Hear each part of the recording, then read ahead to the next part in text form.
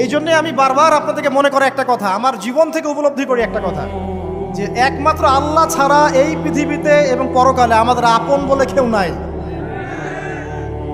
বাকি সবাই সবার স্বার্থের জন্য আছে।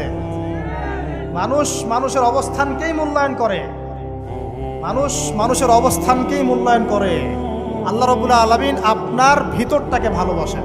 দেখেন, আপনি যখন নামাজ পড়েন নাই, আল্লাহ পাক কিন্তু আপনাকে ধ্বংস করে দেন নাই।